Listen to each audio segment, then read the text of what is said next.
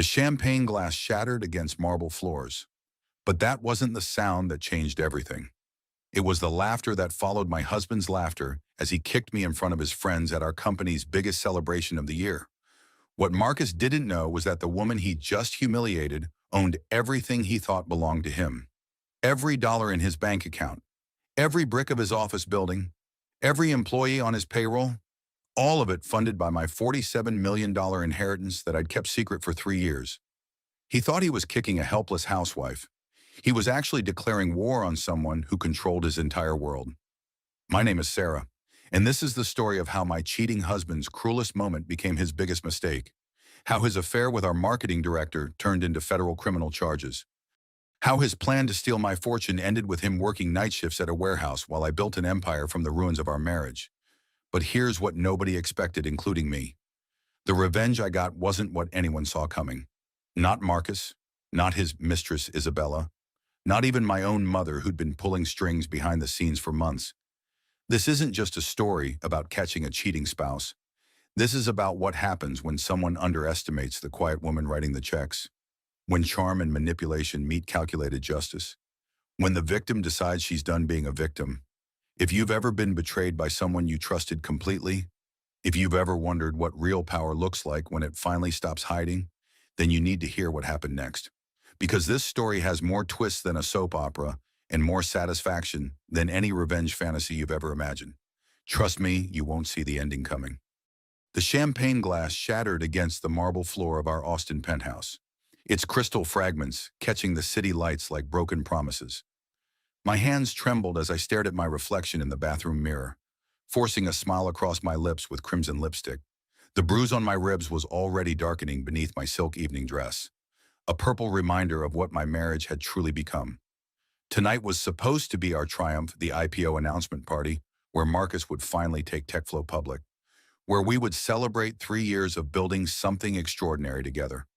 The invitation list read like a who's who of Austin's tech elite venture capitalists, angel investors, industry journalists, and the employees who believed they worked for a self-made entrepreneur named Marcus Tatum. What none of them knew, what Marcus himself didn't know, was that every dollar of his success had come from my inheritance.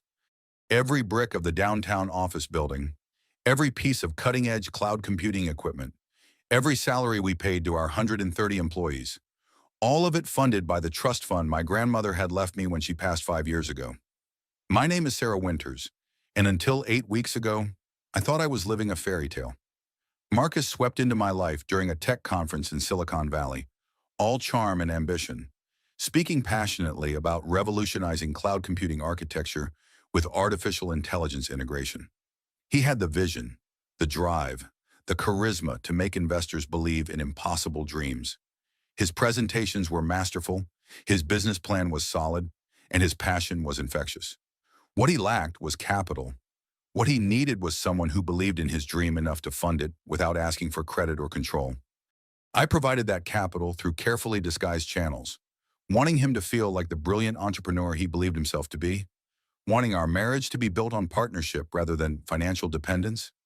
I created shell corporations, anonymous investment vehicles, and complex financial structures that kept my identity hidden while providing Marcus with everything he needed to succeed. I was such a fool. The trust fund from my grandmother was substantial $47 million, carefully invested in diversified portfolios that generated enough passive income to fund Marcus's startup without touching the principal. I'd grown up modestly middle class, never knowing about the wealth that awaited me until after college. When the lawyers explained my inheritance in terms that made my head spin, the pregnancy test sat hidden in my purse, its 2 pink lines representing a future I wasn't sure I wanted anymore. 8 weeks pregnant, and I hadn't found the courage to tell my husband because I suspected he was having an affair. The timing felt like cosmic irony, discovering new life just as I was watching my marriage die. The signs had been obvious for months, growing more blatant as Marcus became more confident in his deception. Late meetings that ran past midnight with no documentation or follow-up emails. Weekend conferences that couldn't be verified when I called the hotels. Expensive cologne that wasn't the brand I'd bought him for Christmas, applied so heavily I could smell it on his shirts even after dry cleaning. New clothes from stores we'd never shopped at together. A gym membership he'd purchased without mentioning it, leading to a physical transformation that coincided perfectly with hiring Isabella Cruz as our marketing director. Phone calls that ended abruptly when I entered the room. Text messages that made him smile in ways that reminded me of our early courtship, except those smiles were no longer directed at me. Isabella was everything I wasn't: tall and willowy, where I was petite and curvy, with auburn hair that caught light like fire compared to my mousy brown waves. She dressed in designer outfits that probably cost more than most people's monthly rent, spoke with the confidence of someone who had never doubted her own worth, and looked at my husband like he was the answer to every prayer she'd ever whispered. But tonight, at our own celebration, surrounded by the business community we'd worked so hard to impress, I was going to confront the truth I'd been avoiding for months. Tonight, I would finally ask Marcus directly about his affair and force him to choose between his wife and his mistress. The limousine arrived at 7 sharp, its black exterior gleaming under the penthouse's exterior lighting. Marcus looked stunning in his custom tuxedo. Tom Ford, purchased with money from my trust fund, though he believed it came from our company's profits. His dark hair was perfectly styled, his smile broad with anticipation, and his eyes bright with the kind of excitement that used to be reserved for our intimate moments together. He helped me into the car with theatrical gallantry, playing the role of the devoted husband with the same passion he brought to his business presentations. His hand lingered on mine as he settled beside me, and for a moment I could almost pretend we were still the couple who'd fallen in love at that Silicon Valley conference 3 years ago. "You look incredible," he whispered in my ear as downtown Austin blurred past our windows, the city lights creating a kaleidoscope of color against the limousine's tinted glass. "This is our night, Sarah. Everything we've worked for comes together tonight. Our night, our work." If only he knew the truth about who had really built his empire, who had sacrificed their anonymity and independence to make his dreams possible, who had loved him enough to stay invisible while he basked in the spotlight of success that rightfully belonged to both of us. The grand ballroom at the Four Seasons was decorated in gold and black, elegant and sophisticated in the way that only serious money could achieve. Crystal chandeliers cast warm light over round tables draped in white linen, each centerpiece a carefully arranged bouquet of white roses and gold accents that complemented TechFlow's corporate colors. The company's logo was displayed prominently on screens around the room, and I felt a complex mixture of pride and resentment seeing it there. I recognized most of the faces in the crowd: employees I had technically hired through intermediaries, investors whose money I had quietly matched through anonymous contributions, journalists who would write tomorrow's headlines about Austin's newest tech darling, board members who reported to shell companies that ultimately reported to me, though they had no idea their real boss was the quiet woman usually seen at Marcus's side during company functions. Marcus worked the room like a natural politician, shaking hands with the confidence of a man who believed in his own legend, sharing laughs and accepting congratulations for achievements that my trust fund had purchased. His charm was undeniable. He had a gift for making everyone feel like the most important person in the room, for listening intently to their concerns and responding with just the right mixture of humility and confidence. I smiled and nodded beside him, playing the supportive wife while my heart hammered with dread. Every congratulation felt like a lie. Every compliment about our success felt like theft. And every moment of Marcus's triumph reminded me how completely I'd erased myself from the story of our accomplishments. That's when I saw Isabella across the room, wearing a red dress that left little to imagination and commanded attention from every man within 50 feet. She was beautiful in that dangerous way that made men forget their wedding vows and women question their worth. Her auburn hair was styled in loose waves that cascaded over her bare shoulders. Her makeup was flawless in that effortless way that actually required hours of professional application. And her smile held secrets that promised trouble for anyone foolish enough to believe in their innocence. When her eyes found Marcus across the crowded ballroom, she smiled with the intimate knowledge of shared secrets, her tongue darting out to wet her lips in a gesture that was both unconscious and deliberate. Marcus's entire body went rigid beside me, his conversation faltering mid-sentence as he stared at her, like a man seeing water after days in the desert. "Who's the woman in red?"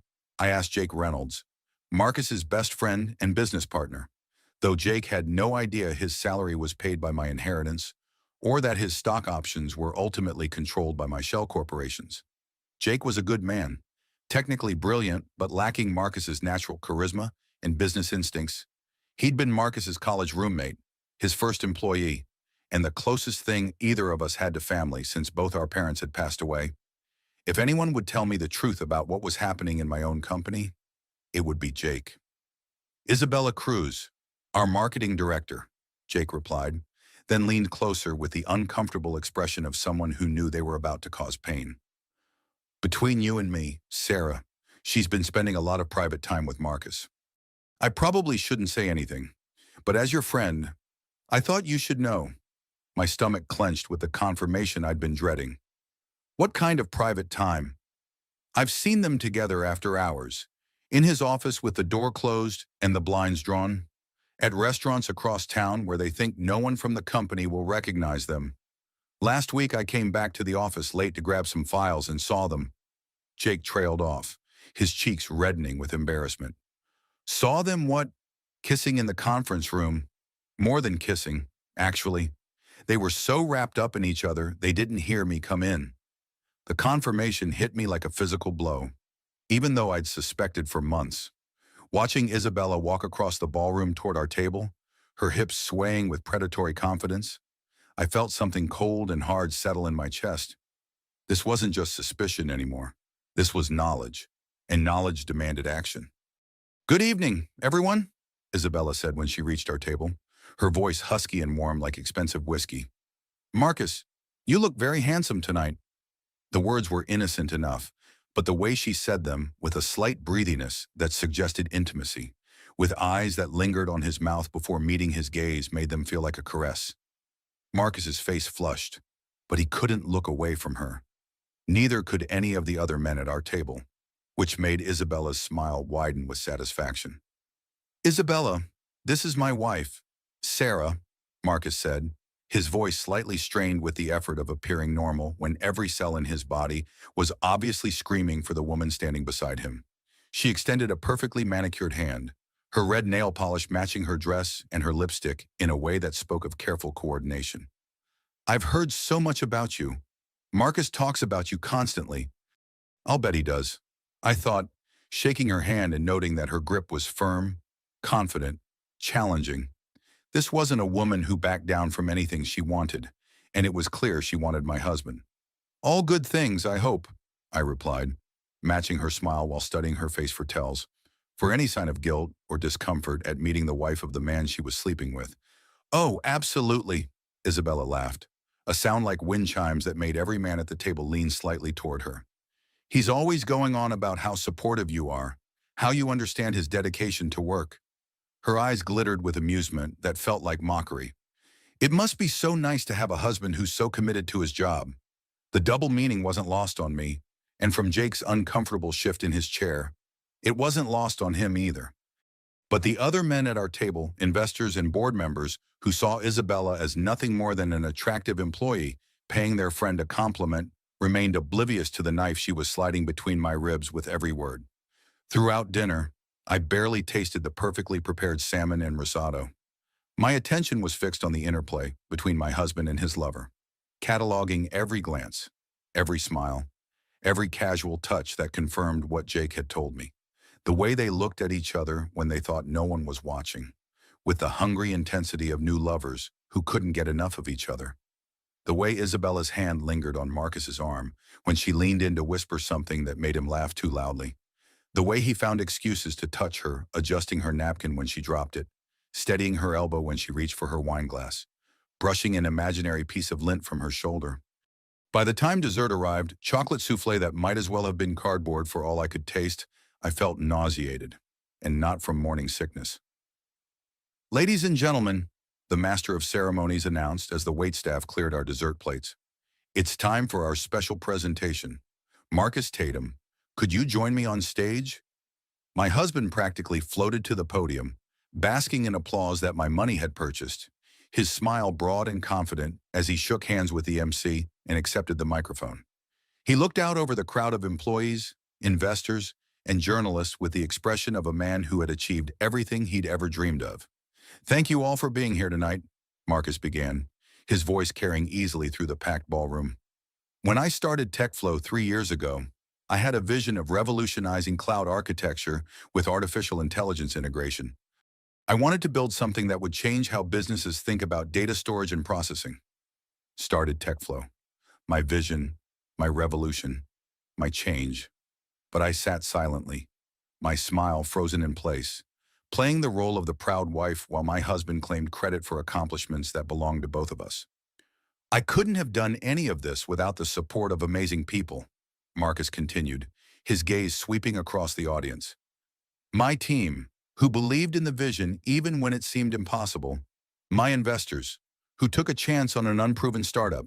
And most importantly, he looked right at me, and for a moment, I thought he was going to acknowledge my role, my sacrifice, my love, my incredible wife, Sarah, who has stood by me through everything. More applause. I waved like the proud spouse, feeling like a fraud while knowing I was actually the architect of everything being celebrated tonight. But tonight isn't just about celebrating the past, Marcus announced, his voice growing stronger with excitement. It's about announcing the future, and I'm excited to share some major changes coming to our leadership structure. Changes I hadn't authorized. Changes I knew nothing about. I felt ice water flowing through my veins as I realized something was happening that went far beyond a simple affair. Effective immediately, Marcus announced to the packed ballroom, his voice ringing with the confidence of a man who believed he controlled his own destiny. I'm promoting myself to chairman of the board, and I'm pleased to introduce our new chief executive officer, Isabella Cruz. The room erupted in applause as Isabella sauntered onto the stage in her red dress, every eye in the ballroom following her movement with the kind of attention usually reserved for movie stars or royalty. She kissed Marcus's cheek, lingering a moment too long for professional courtesy, and took the microphone with the poise of someone who had been preparing for this moment her entire career. Thank you all so much, she purred into the microphone, her voice carrying just enough breathiness to remind every man in the audience that she was, above all else, a woman who knew how to use every weapon in her arsenal. I'm thrilled to be taking on this new role.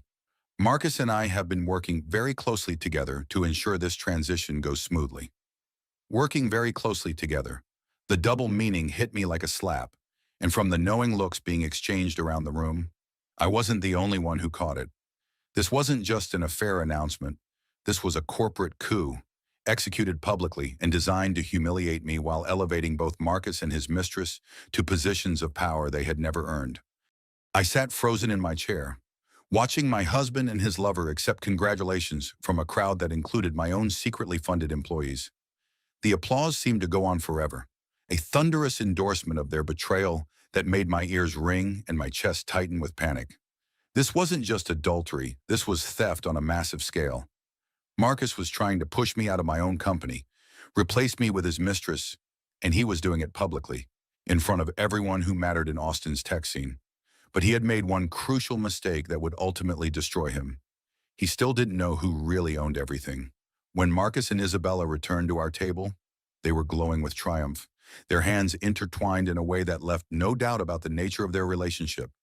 Isabella sat in the chair that had been empty beside him, effectively pushing me out of the inner circle as colleagues congratulated them on their new partnership. This calls for champagne, Jake declared, though his expression seemed troubled as he signaled for a waiter. I caught his eye and saw confusion there, and something that might have been sympathy. Jake knew enough about TechFlow's financial structure to understand that what had just happened made no legal sense. As Dom Perignon flowed $1,500 per bottle, charged to company accounts that were ultimately funded by my trust, I watched Marcus's hand rest possessively on Isabella's thigh under the table. I watched them exchange meaningful glances loaded with promises of private celebrations to come. I watched my husband toast his betrayal with money I had provided, surrounded by people whose salaries I paid, in a building my shell corporations owned. The rage that had been building for months finally crystallized into something cold and calculating. Marcus thought he was so clever, so smooth, so irresistible. He thought he could steal my company, humiliate me publicly, and ride off into the sunset with his beautiful new CEO while I faded into irrelevance. He had no idea who he was dealing with. "Excuse me," I said, standing from the table with careful composure. "I need to powder my nose." Marcus barely looked at me. He was too busy whispering something in Isabella's ear that made her laugh like wind chimes, her head thrown back in exaggerated delight that drew admiring looks from men at nearby tables. In the restroom, I stared at my reflection in the gilt-framed mirror and felt a strange calm settle over me. The shock was giving way to clarity. The pain was crystallizing into purpose.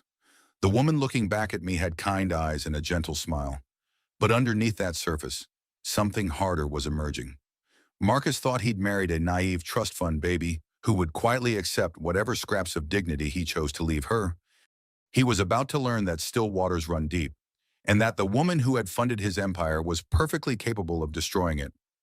I touched up my lipstick with steady hands and returned to the party with a plan already forming in my mind. The evening continued with dancing and networking. Austin's tech elite celebrating what they believed was a brilliant strategic move by one of their rising stars. Marcus made sure to dance with Isabella multiple times, holding her close enough that her perfume would cling to his tuxedo, whispering in her ear while she smiled up at him with bedroom eyes that promised rewards for his public boldness. I danced with Jake, with investors, with board members who had no idea they were employees of my shell corporations, rather than independent directors. I smiled and made small talk about the exciting changes at TechFlow, playing the supportive wife who was thrilled about her husband's brilliant leadership decisions. Inside, I was planning. As the evening wound down, Marcus grew drunk on champagne and victory.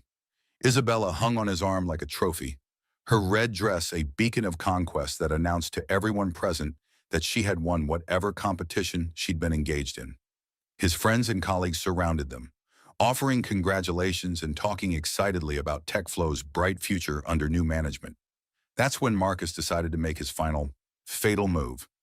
"You know what, everyone," Marcus said, his words slightly slurred as alcohol loosened whatever restraints had been keeping him civilized. "I think it's time I was completely honest about something." The group fell silent, sensing drama coming.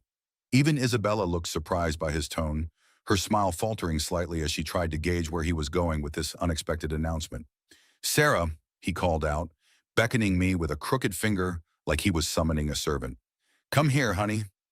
I approached slowly, every instinct screaming that this was about to get much worse, but unable to avoid the spotlight he was creating without causing an even bigger scene.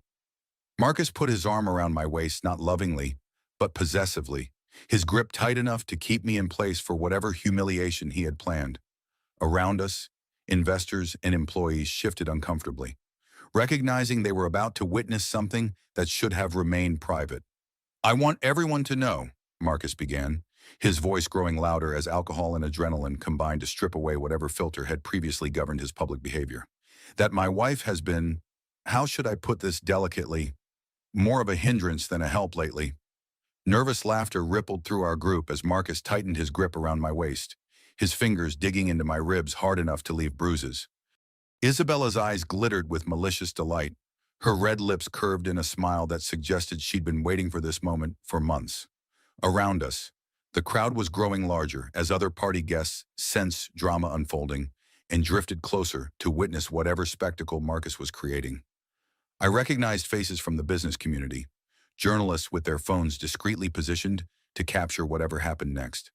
Employees who would have to face me in the office on Monday if I survived this with any dignity intact. "I mean, she's beautiful. Don't get me wrong," Marcus continued, his voice carrying across the ballroom as he seemed to forget or simply not care that dozens of people were listening to every word. "But she doesn't understand business. She doesn't understand what it takes to succeed in this world. She's been holding me back with her constant questions and concerns about every little decision." My cheeks burned with humiliation, but I stayed silent, letting him reveal his true character to everyone present. Around us, I could see faces that had been smiling moments before, now showing discomfort, embarrassment, even disgust at what they were witnessing.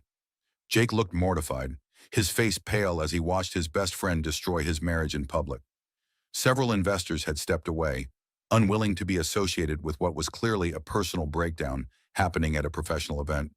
But Marcus was too drunk on his own power to notice his audience was shrinking rather than growing. "That's why I need someone like Isabella beside me," Marcus pressed on. pulling his mistress closer with his free arm so that I was effectively sandwiched between him and the woman he was betraying me with.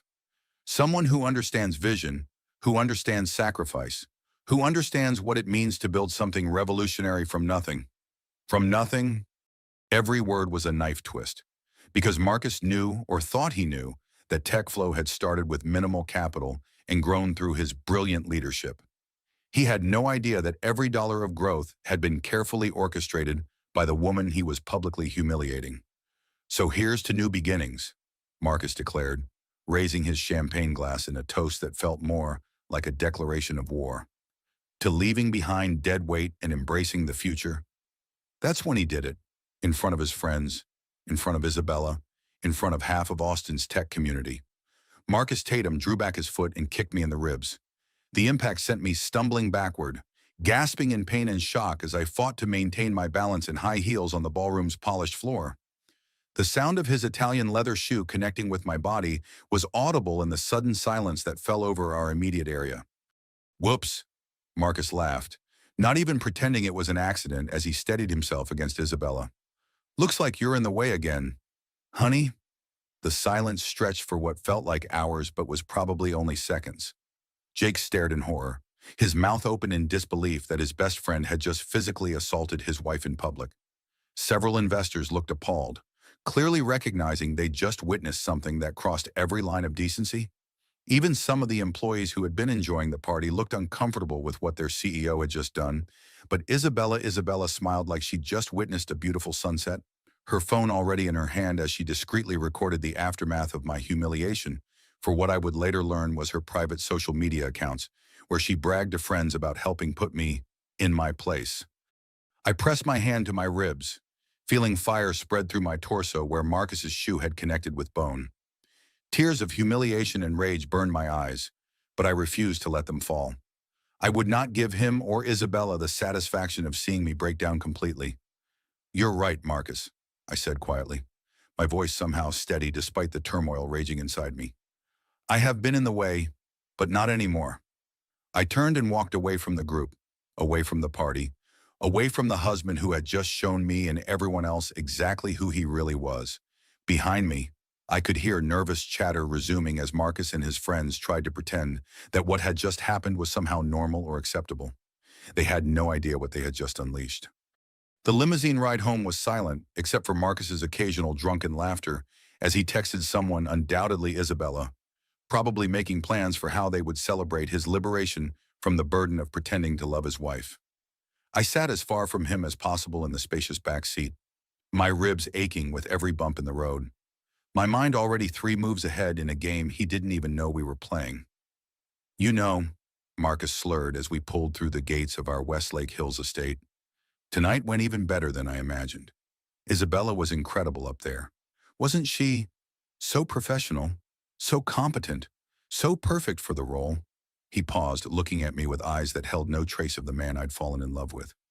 Nothing like what I've been dealing with at home. Nothing like your wife, I agreed, my voice flat and emotionless. He laughed, apparently finding my pain amusing. Well, you said it, not me.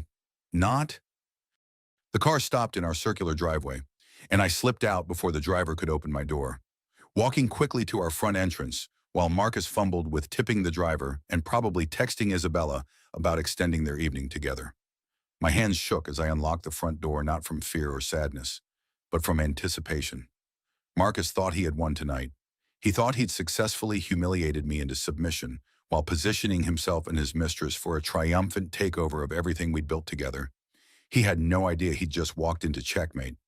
I slammed the front door in Marcus's face and turned the deadbolt with hands that were finally steady, then walked calmly through the house I had purchased in my name alone to the security panel hidden behind a false cabinet in the kitchen.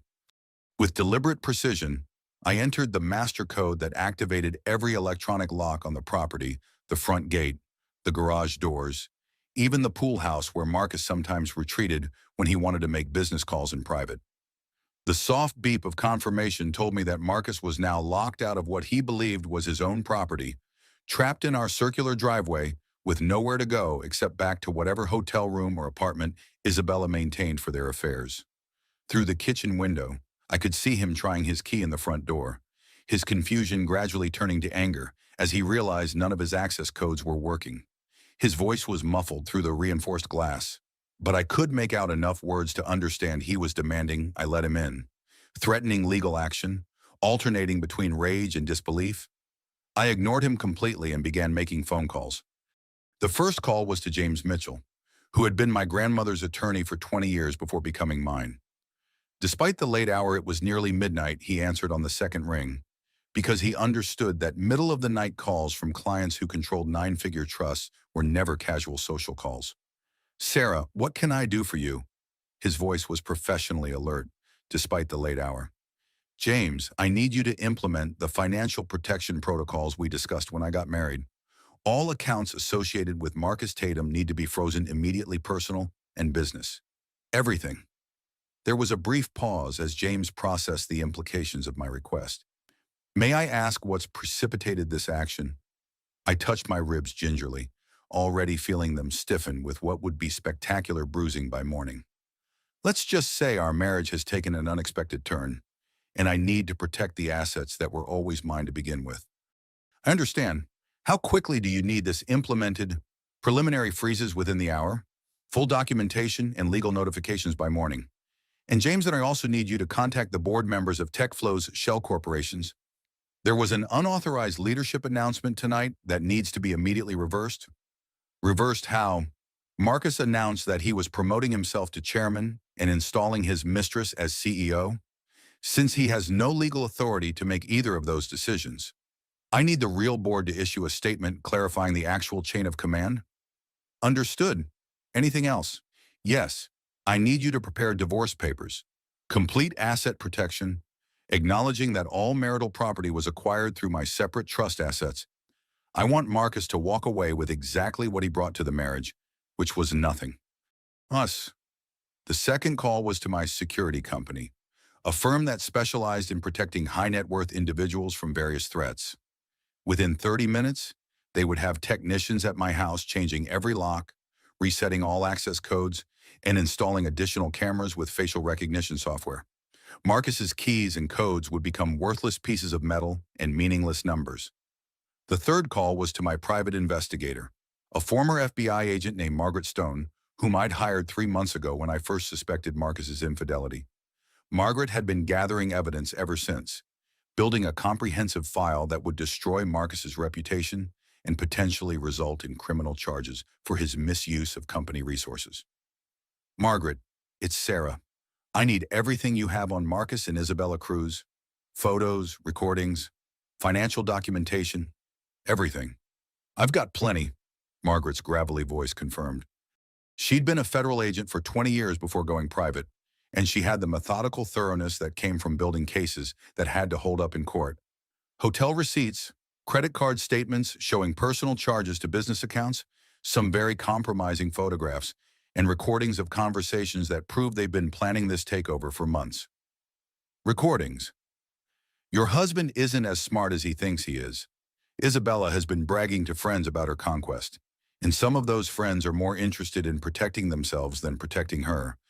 I have recordings of her describing in detail how she seduced Marcus, how they planned to push you out of the company, even how they were going to divide up your assets after the divorce. How soon can you have everything delivered? Courier to your house by 7 a.m. tomorrow. Everything you need to destroy both of them, legally and professionally." Outside, Marcus was still banging on the gate, his voice growing more desperate and angry as he realized the scope of what was happening to him. His phone was apparently not getting through to Isabella, because I could see him checking it repeatedly between attempts to scale the electronic fence that surrounded our property. Let him wonder. Let him panic. Let him experience just a fraction of the helplessness and confusion he'd put me through for months. I finished the glass of water I'd been sipping, no wine, because I was still processing the loss of the pregnancy I discovered and lost in the same evening, and went upstairs to the master bedroom that would soon be mine alone. Marcus's clothes still hung in the walk-in closet I'd designed for him. His cologne still sat on the bathroom counter next to the his and hers sinks I'd thought were romantic when we built this house. His presence lingered in every corner, but by tomorrow night, all of that would be gone, packed up and removed by professionals who specialized in erasing people from lives they'd never actually belonged in. I ran a bath in the oversized soaking tub that overlooked our 3-acre backyard, letting the hot water soothe my bruised ribs while I planned the complete destruction of the man who had betrayed me. The physical evidence of Marcus's assault would fade within a few weeks, but the emotional and financial consequences of his actions would follow him for the rest of his life. As I soaked in water that was almost too hot to tolerate, I felt something I hadn't experienced in months power. For too long, I'd been the silent partner, the hidden supporter, the woman behind the man who enabled his success while receiving none of the credit. Tomorrow, Marcus would learn exactly who held the real power in his carefully constructed world. But first, he would learn what it felt like to lose everything he'd taken for granted. I slept better that night than I had in months. Despite the ache in my ribs and the sound of Marcus honking his car horn sporadically throughout the early morning hours, he'd apparently given up trying to break into the house and was now sitting in his BMW in the driveway, probably calling lawyers and trying to figure out how his perfect plan had gone so wrong so quickly. I woke at 6 a.m. to silence. Looking out the bedroom window, I could see Marcus's BMW still parked in the circular driveway, but he was slumped over the steering wheel in what looked like exhausted sleep. His tuxedo was wrinkled and stained, his hair disheveled, and even from 3 stories up, he looked like a man whose world had collapsed overnight, which, of course, it had. Margaret's courier arrived at 7 sharp with a thick manila envelope that contained the documentation of Marcus's betrayal in excruciating detail. The photographs were particularly damning. Marcus and Isabella entering hotels during what should have been business hours, sharing intimate dinners at restaurants 40 miles outside Austin where they thought they wouldn't be recognized, kissing in the TechFlow conference room during a board meeting that had been called to address budget concerns. There were also financial records showing how Marcus had been systematically using company credit cards for personal expenses related to his affair. Jewelry for Isabella that cost more than most employees made in 6 months. Weekend trips to San Antonio and Dallas charged to TechFlow's travel budget, but with no business purpose or documentation. Restaurant bills for intimate dinners for 2, charged to client entertainment accounts when no clients were present. The total misappropriation was approaching $200,000, enough to constitute felony embezzlement in Texas, especially since Marcus had been fraudulently representing himself as the company's owner when he was actually nothing more than a well-compensated employee. But the most damaging evidence was the recordings Margaret had obtained. Isabella's voice, clear and unmistakable, describing to a friend how she planned to upgrade from being Marcus's mistress to being his wife and business partner. "The little mouse doesn't have a clue," Isabella's recorded voice purred with satisfaction. "She's so busy playing supportive wife that she hasn't noticed her husband is planning to divorce her and take half of everything she inherited from her grandmother. Marcus says she's worth $47 million, and Texas is a community property state. We're going to be very wealthy very soon." Except Texas community property law didn't apply to assets acquired through inheritance, especially when those assets had been carefully protected through prenuptial agreements and trust structures that James Mitchell had established years before I'd ever met Marcus. Isabella and Marcus had built their entire plan on a fundamental misunderstanding of how my wealth was structured. They thought they were stealing from a naive trust fund baby who had never bothered to protect her assets. They were actually trying to steal from someone who had spent years learning from the best attorneys and financial advisors money could buy. I dressed carefully for the confrontation I knew was coming, choosing a charcoal gray business suit that projected authority and competence. My ribs still ached from Marcus's assault, but I moved with purpose and determination. Today was the day Marcus learned who he'd really been married to.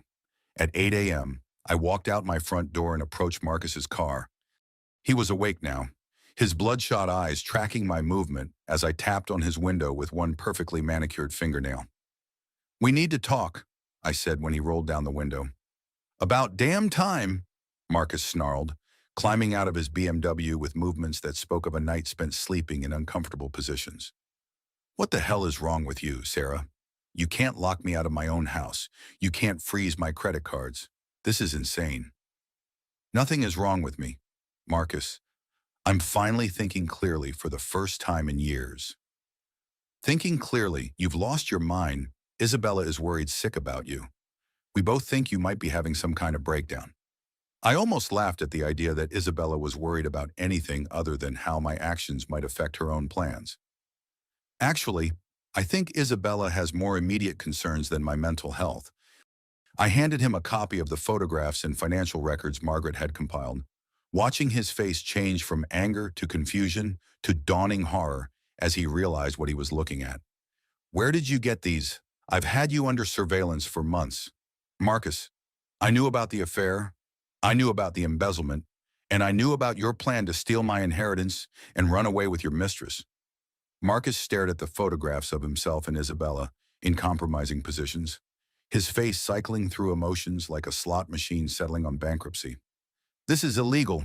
You can't have people followed without their consent. Actually, I can. You're my husband, and I have every legal right to investigate potential financial crimes being committed against me. I pulled out another document, the preliminary freeze orders James had obtained overnight. Speaking of which, you should know that all accounts associated with your name have been frozen pending a criminal investigation into embezzlement. Criminal investigation? Marcus's voice cracked like a teenager's. Sarah, you can't be serious. Those were legitimate business expenses. $200,000 in hotel rooms, jewelry, and romantic dinners. For what business purpose? Exactly. Marcus opened and closed his mouth like a fish gasping for air, apparently unable to come up with a plausible explanation for how taking his mistress to expensive restaurants could be considered a business expense. Look, I made some mistakes, he finally admitted, his voice taking on the wheedling tone he used when he wanted something. I got carried away. I acted stupidly. But we can fix this.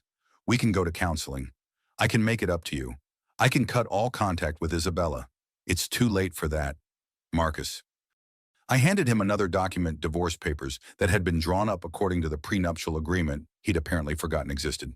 You have 48 hours to vacate any properties you don't own, which is all of them. Marcus stared at the divorce papers with growing panic. You can't do this. I built TechFlow. I created something from nothing. You can't just take it away. I didn't take anything away. Marcus, I'm simply reclaiming what was always mine. That's when I told him the truth he should have known all along. The truth that would have changed everything if his ego hadn't been so massive that he couldn't see past his own reflection. Every dollar you ever had came from my trust fund. Every success you claimed, every achievement you celebrated, every moment of pride and accomplishment, all of it was purchased with my inheritance. You didn't build TechFlow, Marcus. I built it, using your face and your charm as a front because I wanted you to feel successful. The color drained from Marcus's face as the magnitude of his situation finally became clear to him. That's impossible. I have ownership documents, incorporation papers, board positions, all of which trace back to shell corporations that trace back to holding companies that ultimately trace back to my grandmother's trust. I smiled with genuine satisfaction as I watched years of arrogance and self-deception crumble in real time. You were never more than a well-paid employee, Marcus, a very well-compensated face for a company you never actually owned. Marcus stared at me with a mixture of rage and disbelief, finally understanding that the woman he'd been betraying and humiliating was the same woman who controlled everything he'd thought belonged to him. You lied to me for 3 years, he whispered. I protected you for 3 years.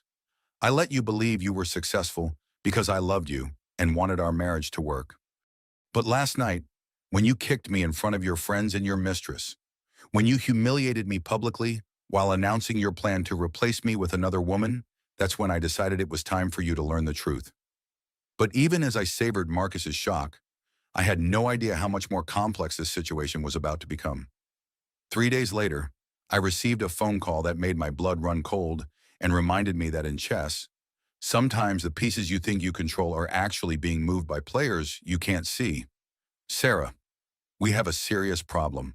James Mitchell's voice was tight with what sounded like panic, which was alarming because James had been handling complex legal situations for wealthy families for over 30 years. Very little rattled him. What kind of problem? Marcus has produced what appears to be a prenuptial agreement that I've never seen before. It's dated 2 weeks before your wedding, properly notarized and witnessed, and it essentially waives all your rights to TechFlow while limiting you to a modest settlement in case of divorce. The phone slipped in my suddenly sweaty palm. That's impossible. We never signed a prenup. You advised against it. Remember you said the trust structures would provide adequate protection? I remember our conversation clearly. But Sarah, this document has your signature on it. It looks authentic. The handwriting analysis I ordered came back positive. The notarization is legitimate, and the witnesses are people who were actually present at our office during that time period. My legs gave out and I sank into the nearest chair. You're saying I signed a document I have no memory of signing. I'm saying someone has produced evidence that suggests you did. And if this prenuptial agreement is legitimate, Marcus has a strong legal claim to TechFlow, regardless of how the company was originally funded. The implications hit me like a physical blow. Everything I'd done over the past 3 days, freezing accounts, changing locks, filing for divorce, could be reversed if Marcus could prove we had a valid prenup that gave him ownership of the company. James, I need to see this document immediately, and I need you to explain to me how it's possible that I signed something in your office without remembering it. I'm already on my way to your house.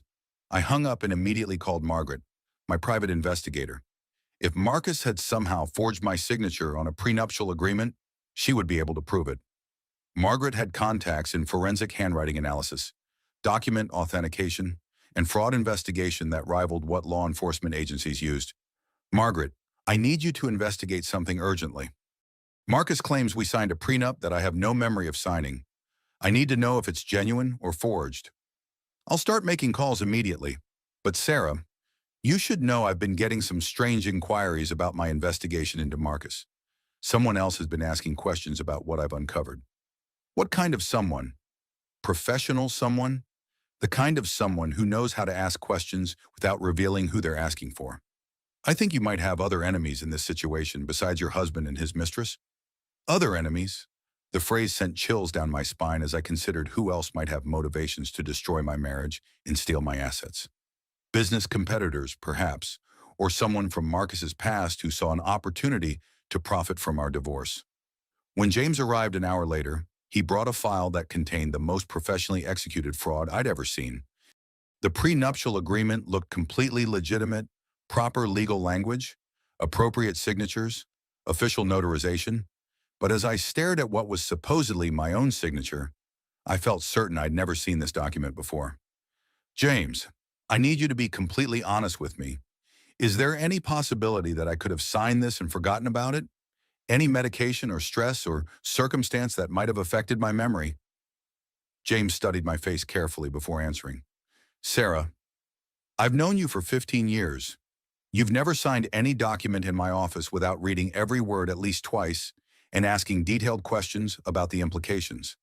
The idea that you would sign a prenuptial agreement that essentially gives away your entire inheritance without extensive discussion is completely inconsistent with your character.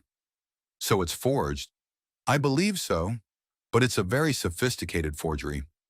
Whoever did this had access to samples of your handwriting, knew the proper legal procedures, and had connections to legitimate notaries and witnesses.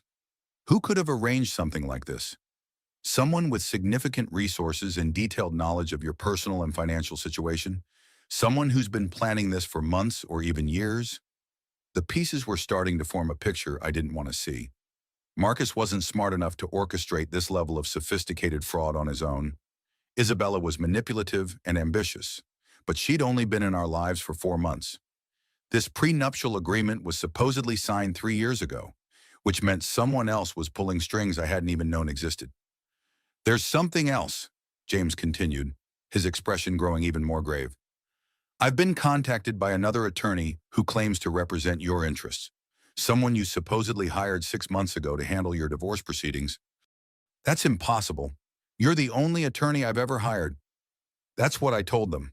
But they have documentation suggesting otherwise, retainer agreements with your signature, communications authorizing them to act on your behalf, even copies of privileged information from your trust accounts. I stared at James in growing horror. Someone had been impersonating me for months, hiring attorneys, signing documents, accessing my financial information. The betrayal went far deeper than Marcus's affair or Isabella's ambitions. James, I think someone has been stealing my identity for legal and financial purposes. This isn't just about my marriage. This is about someone systematically taking control of my entire life. Who would have the access and motivation to do something like this? The answer came to me with the force of revelation, terrible and undeniable. There was only one person who had complete access to my financial information, who knew all my legal strategies, who understood exactly how my trust was structured and how to manipulate those structures for their own benefit. You, I whispered, staring at the man who had been my family's attorney for 20 years. It was you. James's expression didn't change, but something shifted in his eyes, a coldness that replaced the concern he'd been projecting. Sarah, that's a very serious accusation. How much did he pay you? James, how much was my trust worth to you? For a moment, James said nothing, and in that silence, I understood that everything I'd trusted, everything I'd built my security on, had been compromised from the very beginning. $2 million, he finally admitted, his voice flat and matter-of-fact, and a promise of ongoing legal work when TechFlow goes public and Marcus needs more sophisticated corporate counsel. The betrayal cut deeper than Marcus's kick had, deeper than Isabella's mockery, deeper than anything I'd experienced in my entire life. This wasn't just about my husband cheating. This was about the systematic theft of my identity and my future by the man my grandmother had trusted to protect our family's interests. My grandmother trusted you for 30 years. Your grandmother is dead, Sarah. Marcus is very much alive, very determined to succeed, and very willing to pay for expert assistance in achieving his goals. So you helped him forge documents to steal my inheritance. I helped him protect himself from a wife who was hiding the extent of her wealth. He had every right to know what he was marrying into, and he had every right to protect his interests in case the marriage didn't work out. The scope of the conspiracy was breathtaking. James had been working with Marcus for months, possibly from the very beginning of our relationship, setting up legal structures that would allow them to steal everything while making it look legitimate. But as I sat in my living room, staring at the man who had helped raise me after my parents died, who had walked me down the aisle at my wedding, who had been like a father to me for most of my adult life, I realized that this betrayal might actually be the key to my ultimate victory, because James Mitchell had made one crucial mistake. In his eagerness to help Marcus steal my assets, he'd left a paper trail that could destroy both of them. But before I could begin to fight back against James and Marcus's conspiracy, disaster struck from a completely unexpected direction. The next morning, I woke to find news vans parked outside my house and my phone buzzing with calls from reporters whose numbers I didn't recognize. Miss Winters, a journalist called out as I stepped outside to retrieve my newspaper from the circular driveway. Do you have any comment on the FBI investigation into TechFlow's financing? FBI investigation. My blood turned to ice water as I stared at the reporter, a young woman with sharp eyes and a digital recorder already running. I rushed back inside and turned on the local news to see Marcus and Isabella in handcuffs being led from the TechFlow building by federal agents. The headline at the bottom of the screen read, "Tech startup executives arrested in securities fraud investigation." The reporter continued, Marcus Tatum and Isabella Cruz were taken into federal custody this morning on charges of defrauding investors by misrepresenting the ownership structure of TechFlow Industries. Federal investigators allege that the pair convinced venture capital firms to invest millions of dollars in a company they claimed to own, when in fact the business was secretly controlled by shell corporations with unknown beneficial owners. This was impossible. I controlled those shell corporations, and I'd never filed any complaints with federal authorities. I'd been planning to use the evidence of Marcus's embezzlement to force a favorable divorce settlement, but I'd never intended to involve federal law enforcement. Someone else had triggered this investigation, someone with access to financial records that should have been confidential, someone with detailed knowledge of my business structures and Marcus's role in the company. My phone rang, and James Mitchell's name appeared on the caller ID. I almost didn't answer, given what I'd learned about his betrayal the day before, but I needed to understand what was happening. Sarah, don't say anything to anyone, he said without preamble, his voice tight with panic. The FBI has been investigating TechFlow for months. They have wiretaps, financial records, communications between Marcus and Isabella discussing their plan to defraud investors. But I never reported any fraud to federal authorities. Someone else did. Someone with very detailed knowledge of your financial arrangements and Marcus's deception. The federal prosecutor says they have an informant who's been providing extensive documentation for over 6 months. 6 months. That meant whoever had triggered this investigation had been planning it since before Isabella ever entered our lives, since before Marcus's affair had become obvious, since the very early stages of whatever conspiracy had been building around me. Who could have that kind of access to our financial information? I don't know. But Sarah, this is bad for all of us. If the federal government seizes TechFlow's assets as part of this investigation, it won't matter what the prenup says or who actually owns the company. Everything gets frozen until the criminal case is resolved, and that could take years. I hung up on James and immediately called Margaret, my private investigator. If someone else had been feeding information to the FBI, she might have some idea who it was. Margaret, I need to know if you've shared any of your investigation with federal authorities. Absolutely not. Everything I've uncovered is covered by attorney-client privilege through your relationship with James Mitchell. There was a pause. But Sarah, I told you yesterday that someone else has been asking questions about my investigation. Professional questions? From someone who knows how federal investigations work? What kind of questions? Questions about whether I'd uncovered evidence of securities fraud, wire fraud, money laundering. The kind of questions that suggested whoever was asking already knew the answers and was trying to determine if I might interfere with their own investigation. The implications were staggering. Someone had been running a parallel investigation into Marcus and TechFlow. Someone with the resources and connections to trigger federal law enforcement action. Someone who wanted Marcus destroyed, but didn't necessarily care whether I survived the destruction. Margaret, I need you to find out everything you can about who initiated this FBI investigation. I need names, motivations, everything. I'll start making calls. But Sarah, you should know that federal investigations like this usually have multiple sources and multiple motivations. Whoever did this might not be working alone. I hung up and walked to my kitchen window, looking out at the news vans and federal agents who were now treating my home like a crime scene. My husband was in federal custody. My company was under investigation for securities fraud. My attorney had been revealed as a conspirator in a plot to steal my inheritance. And somewhere out there, someone I hadn't identified yet was orchestrating events that were spinning completely beyond my control. That afternoon, Isabella called me from federal detention, her voice shrill with panic and rage. You did this, she hissed through the prison phone system.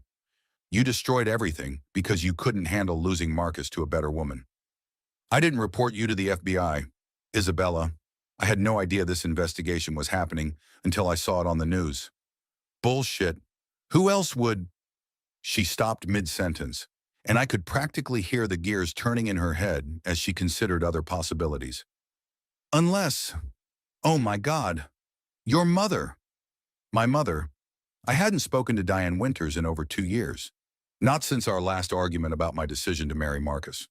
She'd been opposed to the relationship from the beginning, claiming that Marcus was obviously a fortune hunter who would eventually try to steal my inheritance. My mother has nothing to do with this. Doesn't she? Marcus always said she was dangerous, but I thought he was exaggerating.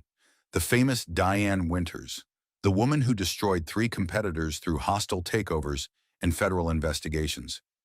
Isabella's voice was gaining strength as she connected dots I hadn't even seen. She's been watching you, hasn't she? Waiting for Marcus to reveal his true nature so she could swoop in and clean up the mess while taking control of your assets? The accusation hit me like a physical blow because it made a terrible kind of sense. My mother had built her technology empire in the 90s through a combination of brilliant innovation and ruthless destruction of anyone who stood in her way. She'd retired as one of the wealthiest women in Texas, but she'd never lost her taste for complex strategic victories. She's using you, Sarah, Isabella continued, her voice dropping to an urgent whisper. This whole thing is just another hostile takeover to her. She doesn't care about your marriage or your feelings or your company. She wants control, and she's willing to destroy everyone around you to get it. I hung up on Isabella, but her words echoed in my mind as I considered the possibility that my estranged mother had been manipulating events from the shadows. Diane Winters certainly had the resources, connections, and strategic mind necessary to orchestrate something like this. She also had the motivation she'd never approved of Marcus, and she'd always believed I was too trusting and naive to protect myself from predators. But would she really destroy my marriage and my company just to teach me a lesson about the dangers of the world? As I stood in my empty house, surrounded by evidence of betrayals I was still discovering, I realized that the answer was almost certainly yes. My mother had always believed that the only way to develop proper judgment was to be thoroughly betrayed by those you trust most. It appeared she'd decided to arrange that education personally. That evening, as federal agents finished processing the TechFlow offices and Marcus remained in custody awaiting arraignment, I received a phone call that confirmed my worst suspicions about who had been orchestrating this entire catastrophe. "Hello, darling." The voice was cool, cultured, and utterly confident, my mother's voice, unchanged by the 2 years since our last conversation. "I imagine you're having quite an eventful week." "Hello, Mother." I kept my own voice steady, though my hands were shaking with a combination of rage and disbelief. "Enjoying the morning news. I am indeed. Very satisfying to see justice served. Don't you think? Justice, is that what you call destroying my marriage and my company? I call it education. You needed to learn some difficult lessons about trust, power, and the true nature of the people around you. Sometimes the only way to develop proper judgment is to be thoroughly betrayed by those you trust most." I sank into my living room chair, finally understanding the scope of what had been done to me. "You've been orchestrating this entire situation? The FBI investigation, James's betrayal, even Marcus's affair. You've been pulling strings I didn't even know existed." "Not orchestrating, darling, simply facilitating. Marcus's true nature was always evident to anyone who cared to look. Isabella's predatory instincts were obvious from her employment history. James's susceptibility to corruption was clear from his gambling debts and expensive lifestyle that far exceeded his legitimate income. You investigated my husband, my lawyer, and my employee behind my back. I protected my daughter from people who were planning to destroy her. The fact that you were too naive to see their true intentions doesn't make my actions wrong, it makes them necessary. By having Marcus arrested on federal charges, by ensuring that when Marcus inevitably revealed his true character, there would be consequences for his actions rather than rewards. Did you really think I was going to let him steal $47 million from my daughter and walk away unpunished?" I stared out my living room window at the news vans that were still camped outside my house, their satellite dishes and cameras pointed at the home I'd built with stolen money and broken dreams. "What happens now? Now you decide what kind of woman you want to be. You can remain the trusting, generous person who gets taken advantage of by everyone she meets, or you can become someone who understands how power really works in this world. Someone like you. Someone who understands that power unused is power lost. You inherited wealth, Sarah, but wealth without wisdom is just a target for predators like Marcus and Isabella. And James. James will be disbarred and likely prosecuted as a co-conspirator once the federal investigation expands to include his role in the document forgery. I have recordings of every conversation he had with Marcus about stealing your assets." Recordings. "I've had James's office under surveillance for 8 months. I suspected he might eventually betray you. He always was too easily corrupted by flattery and money." The scope of my mother's preparation was breathtaking and terrifying. She'd been planning for this confrontation since before Marcus's affair had even begun, setting up surveillance, gathering evidence, building criminal cases against everyone who might threaten me. What about TechFlow? What happens to my company? TechFlow will be seized by the federal government as part of the securities fraud investigation. Its assets will be frozen, investigated, and eventually sold at auction to recover investor losses. My mother's voice held the satisfied tone of someone whose long-term planning was finally paying off. "And who do you think will be in the best position to purchase those assets at auction?" "You. We, Sarah. We will purchase your company back for pennies on the dollar, with clean title and no messy legal complications. Your shell corporations will be dissolved as part of the federal investigation, but the underlying assets will be transferred to new entities we control jointly." I closed my eyes and tried to process the magnitude of what my mother had done. She'd destroyed my marriage, ruined my husband, eliminated my crooked lawyer, and arranged for my company to be sold back to me at a fraction of its value, all while teaching me painful lessons about trust and betrayal. "You could have just warned me about Marcus and James. You could have shown me the evidence and let me make my own decisions. Would you have believed me? Would you have been willing to see Marcus sent to prison and Isabella destroyed? Would you have had James disbarred and prosecuted?" I considered the questions honestly. 3 months ago, if my mother had approached me with evidence of Marcus's affair, and James's betrayal. I probably would have tried to find some gentle solution that preserved everyone's dignity while protecting my interests. Probably not. Exactly. You would have confronted Marcus privately, given him a chance to explain himself, maybe agreed to counseling or a trial separation. You would have fired James quietly and found a new attorney without pursuing criminal charges. And in 6 months or a year, you would have found yourself divorced, broke, and facing years of litigation while Marcus and Isabella lived comfortably on money they stole from you. My mother was right, which made her rightness feel even more hollow. I'd wanted agency in my own revenge, the satisfaction of destroying the people who'd betrayed me through my own cleverness and planning. Instead, I'd been a passive observer in a chess game where I hadn't even known I was a piece rather than a player. What happens now? I asked again. Now you come work with me. I'm restructuring Winters Industries to include technology acquisitions, and I need someone who understands the industry from both technical and business perspectives. You'll be my partner rather than my employee, and you'll learn how to exercise the power you've inherited instead of hiding from it. And if I refuse, then you continue making the same mistakes that led to this situation. You find another Marcus, another Isabella, another James, and in a few years, we have this conversation again. I hung up without agreeing to anything, but we both knew I didn't have much choice. My husband was in federal prison. My company was seized by the government. My lawyer was under criminal investigation, and my trust fund was managed by shell corporations that were about to be dissolved. Working with my mother was the only path back to the kind of security and power I'd taken for granted before Marcus's betrayal. But first, I needed to understand exactly what price I would be paying for my mother's protection. 6 months later, I stood in the conference room of Winters Industries, looking down at downtown Austin through floor-to-ceiling windows that cost more per square foot than most people's annual salaries. The federal investigation had concluded with guilty pleas from Marcus, Isabella, and James Mitchell. Marcus received 18 months in federal prison for securities fraud and embezzlement. Isabella got 12 months. James was disbarred and sentenced to 2 years, though he would likely serve less than one with good behavior. TechFlow's assets had been auctioned by the federal government, and my mother had purchased everything for $8.7 million, less than 20% of the company's actual value. She'd restructured the business as a subsidiary of Winters Industries, with me as president and her as chairman of the board. You should feel vindicated, my mother said, joining me at the window with 2 cups of coffee that cost more than most people spent on lunch. Everyone who betrayed you is facing appropriate consequences. I don't feel vindicated. I feel manipulated. You were manipulated, Sarah, by Marcus, by Isabella, by your attorney, even by your own naivety about human nature.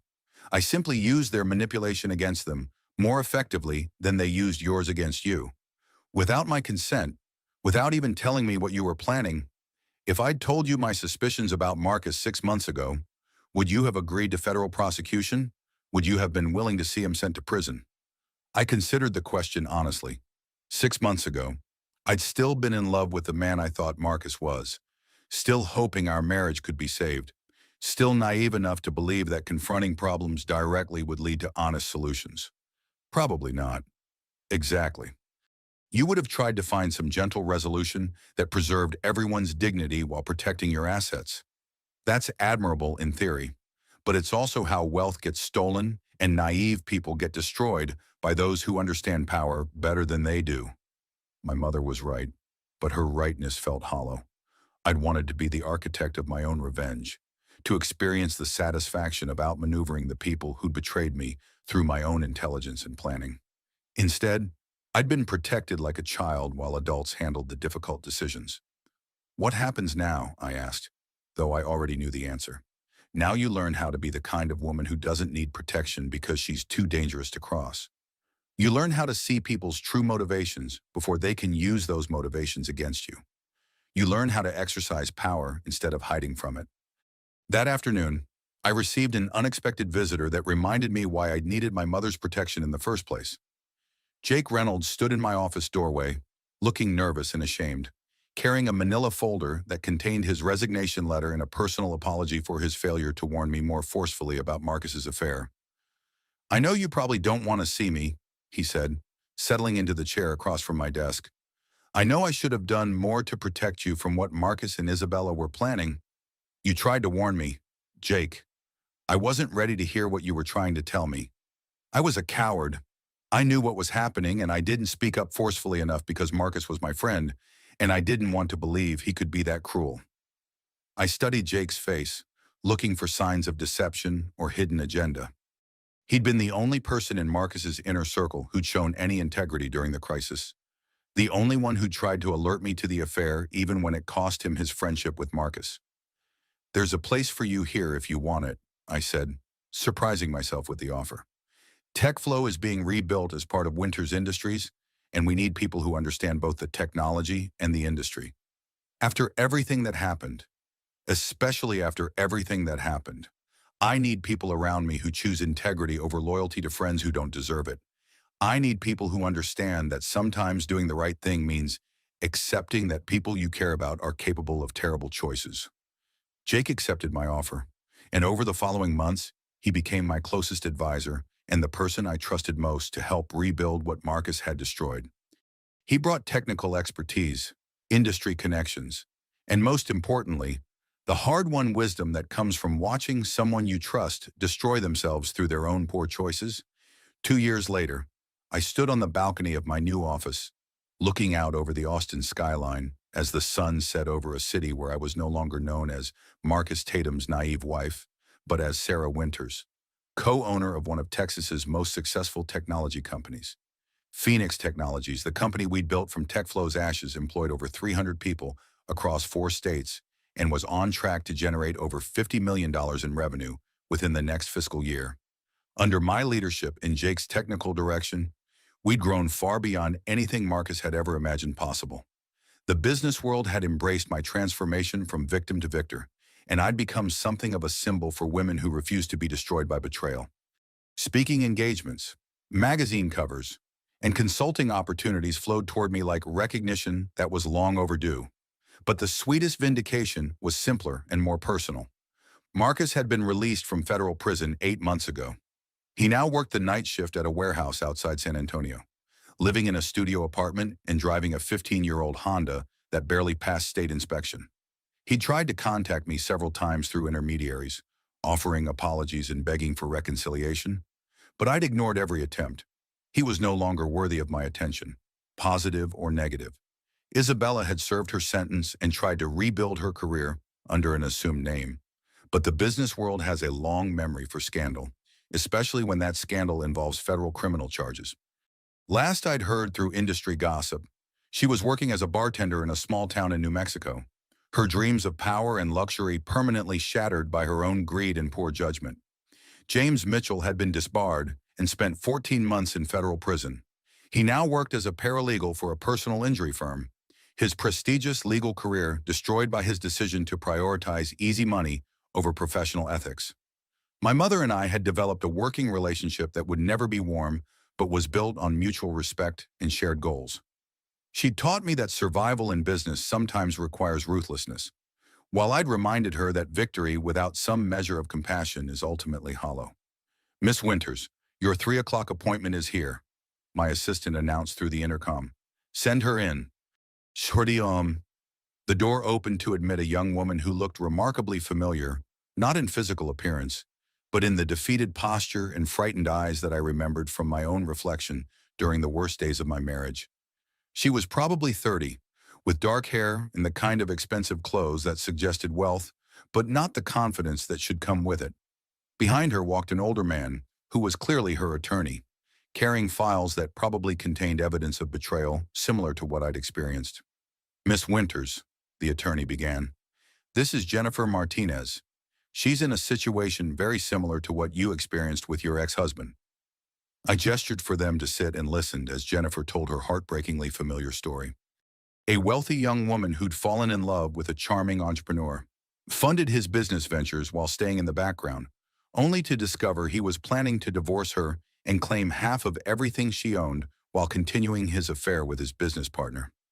"I saw your story in the news," Jennifer said quietly, her voice barely above a whisper.